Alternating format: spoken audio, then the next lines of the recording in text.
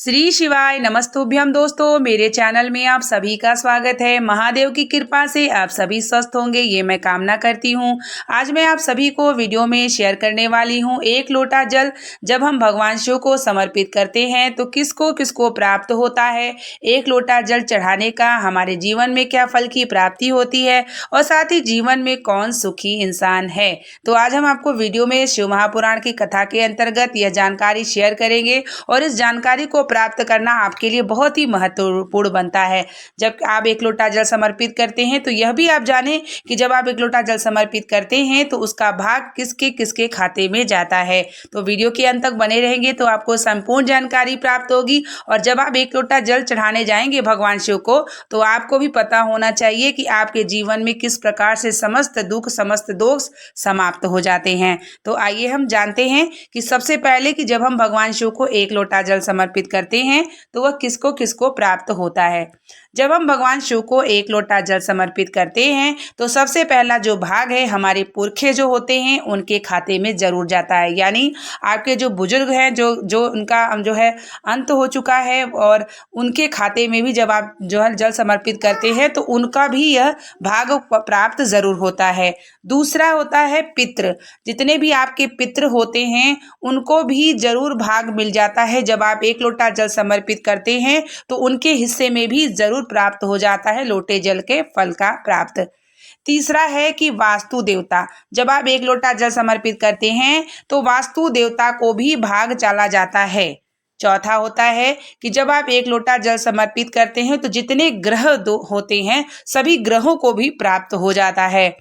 अगला है जब आप भगवान शिव को जल समर्पित करते हैं तो ब्रह्मा विष्णु सभी देवी देवता इंद्र देवता सभी को प्राप्त होता है। अगला है कि जब आप भगवान शिव पर जल समर्पित करते हैं एक लोटा तो आपके जितने भी परिवार के सदस्य हैं उनके भी भाग में जरूर जाता है, क्योंकि कहा जाता है कि अगर परिवार का एक सदस्य भी भगवान शिव की भक्ति करता है तो वो समस्त परिवार की भी रक्षा कर लेता है, क्योंकि एक लोटे जल में जो है बड़ी शक्ति होती है। तो इस प्रकार से जब आप एक लोटा जल समर्पित करते हैं तो इस प्रकार से अलग अलग हिस्सा में बढ़ जाता है। इससे आपके घर में जैसे पितृदोष समाप्त हो जाएगा, पहले तो जैसे यह पितरों के खाते में भी जाता है।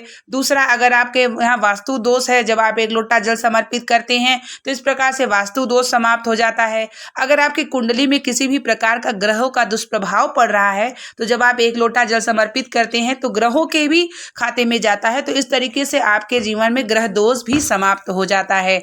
तो कहा जाता है कि एक लोटा जो है हर समस्या का हल होता है।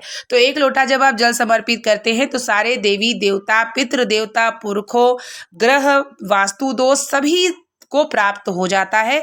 तो इसी से कहा जाता है कि आपके जीवन में कैसे दुख समाप्त होते हैं। कई बार ग्रहों की अनुकूल की वजह से कई बार वास्तु दोष की अनुकूल की वजह से हमारे जीवन में बड़ी सारी समस्याएं चलती हैं। तो जब हम एक लोटा जल समर्पित करते हैं 3 महीने तक एक नियम से तो आपके समस्त दोष ग्रह सभी समाप्त हो जाते हैं। और इसलिए जानना जरूरी होता है कि हम भगवान शिव को जल समर्पित तो करते हैं लेकिन हमें ये भी जानना जरूरी होता है कि किसके किसके भाग्य में जाता है और कैसे हमारा दुख समाप्त होता है। महादेव हमारा कैसे दुख समाप्त करते हैं, क्योंकि शिवलिंग में सहस्त्र देवी देवता विराजमान होते हैं। सारे ग्रहों सारे वास्तु सारे पितृ, तो आपके घर में पितृ दोष भी समाप्त हो जाता है, क्योंकि पितरों की भी तृप्ति हो जाती है जब आप एक लोटा जल समर्पित करते हैं। तो इस तरीके से एक लोटे का जल भाग कैसे कैसे जाता है और किस प्रकार से आपके जीवन में जो है प्राप्त होता है फल। तो एक लोटा जल हर समस्या का हल। तो हर व्यक्ति एक लोटा जल भगवान शिव को समर्पित करता है तो समस्त दोषों को भी समाप्त कर देता है और ग्रहों को, साथ ही अपने 71 पीढ़ी को भी तर करता है। एक लोटा जल जो भी परिवार का एक सदस्य भी, चाहे महिलाएं हो चाहे हो, अगर कोई महिला चढ़ाती है तो वह अपने मायके और ससुराल दोनों पक्ष को 71 पीढ़ी को तर करती है। तो एक लोटे के जल में बड़ी शक्ति है। तो आप शिव के घर से अपने घर से एक लोटा जल जरूर लेकर के जाए ताकि आपको किसी पंडित के पास न जाना पड़े, कुंडली या कोई भी चीजें न दिखानी पड़े और आप स्वयं महादेव की भक्ति करके आपके समस्त दुखों को समाप्त कर सके। अब हम जानते हैं कि जीवन में सुखी इंसान कौन है।